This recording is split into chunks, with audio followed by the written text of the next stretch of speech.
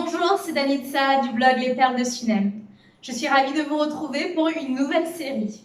Cette semaine et les semaines à venir, nous allons parler des habitudes. Nous sommes tous concernés par les habitudes. Nous créons tous des habitudes, qu'elles soient bonnes ou mauvaises. John Dryden disait que, au début, nous formons nos habitudes, mais ensuite, ce sont nos habitudes qui nous forment. Alors, qui veux-tu être et quelle habitude veux-tu créer? Si tu es intéressé, reste connecté. See the holy city, now in all its world. Selon la définition du Larousse, une habitude est une manière d'être. C'est aussi un usage de quelque chose qui va créer un besoin. C'est aussi une manière de faire, un acte ou un comportement répété par une personne ou un groupe de personnes, et bien qui va créer justement une expertise. Dans cette définition, nous voyons qu'il y a un processus pour atteindre une habitude. Premièrement, on est face à une pensée, un acte, un sentiment qui vont ou va se répéter. Ensuite, cette répétition va créer une manière d'être, une expertise, un besoin et voire même une identité. Eh bien, la question c'est, mais où est le problème? Le problème, c'est que les mauvaises habitudes se forment plus facilement que les bonnes habitudes. Et un auteur écrivait qu'il faut beaucoup plus de temps et d'efforts pour se débarrasser d'une mauvaise habitude qu'une bonne habitude. En effet, elle écrit « Il faut de loin beaucoup moins de temps et d'efforts pour diminuer les capacités d'un enfant que d'imprimer les principes d'habitude et de justice sur les tables de son âme. » Il n'y aurait pas de problème si les habitudes n'avaient pas une odeur de vie ou de mort, d'échec ou de succès dans nos vies, n'est-ce pas? Je ne pense pas que vous vous êtes réveillé ce matin en disant « Je vais être un raté aujourd'hui » ou « Je vais détruire ma vie ». Pourtant, par les choix que nous faisons ou que nous ne faisons pas, c'est exactement ce type de choix que nous faisons pour nos vies. En réalité, les habitudes que nous prenons ou que nous ne prenons pas, c'est exactement ce type de choix que nous faisons pour nos vies. Alors, voyons comment les habitudes se créent. Nous avons déjà vu une chose, c'est que ça partait d'un acte, d'une pensée ou d'un sentiment propre, singulier, et ensuite qu'il y avait une somme de répétitions. On pourrait se demander d'où part cet acte, pensée, sentiment qui va être répété et qui va créer une habitude qui ensuite aura un résultat. Venez avec moi. Premièrement, essayons de comprendre le schéma de la pensée. Donc, on peut représenter les choses comme ceci. Nous avons une pensée qui va créer un sentiment. De ce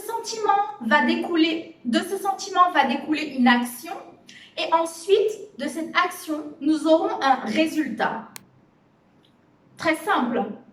Je pense aujourd'hui à une amie de longue date.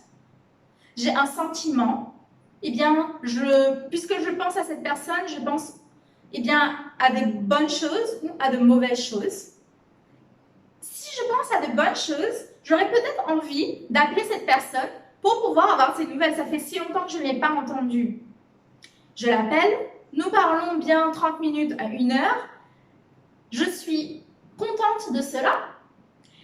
J'ai fait une action et j'aurai un résultat. Finalement, je serai assez satisfaite et j'aurai même envie de revoir cette personne. Et cette personne aura probablement envie de me voir aussi.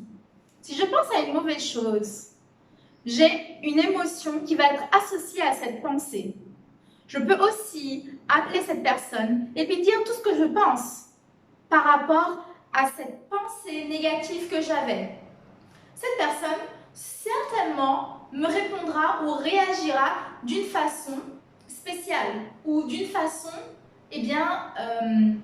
définie par ce que j'aurais agi.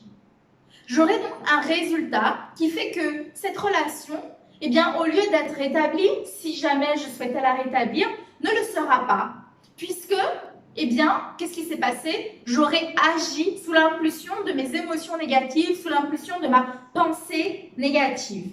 Donc, on voit qu'il y a un cheminement. Mais cela ne s'arrête pas là. Question, d'où viennent nos pensées? Sur quoi se basent nos pensées? Eh bien, nous allons voir que nos pensées viennent de notre système de croyances.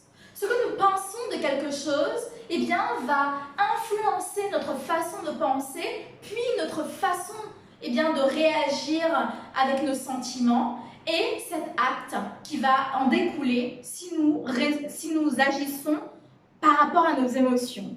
Nous allons avoir un résultat et ça va être un cercle. Donc, on est parti d'un premier point, c'était justement le cycle de la pensée. Si vous voulez en savoir un peu plus, j'en parle dans un de mes articles sur le blog Les Perles de Sunem. N'hésitez pas à le visiter. Dans un livre très ancien, mais pourtant toujours aussi actuel, il nous est dit qu'un homme est tel que les pensées de son âme. Nous voyons à quel point eh bien, ce système de pensée, cette façon dont nous allons procéder les informations que nous recevons, eh bien, va avoir un impact sur notre identité. Et nous revenons donc à cette habitude qui, je vous le rappelle dans la définition du Larousse, en va jusqu'à même créer une certaine identité qui nous est propre. C'est tout pour aujourd'hui. Je vous invite à vous abonner, à cliquer sur la petite cloche pour avoir la notification. Et la semaine prochaine, nous allons continuer sur ce point des habitudes et voir plus en détail comment eh bien, avoir un processus dont nous allons être sûrs que nous allons avoir un résultat positif.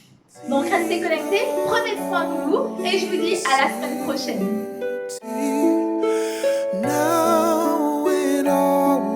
It's worth new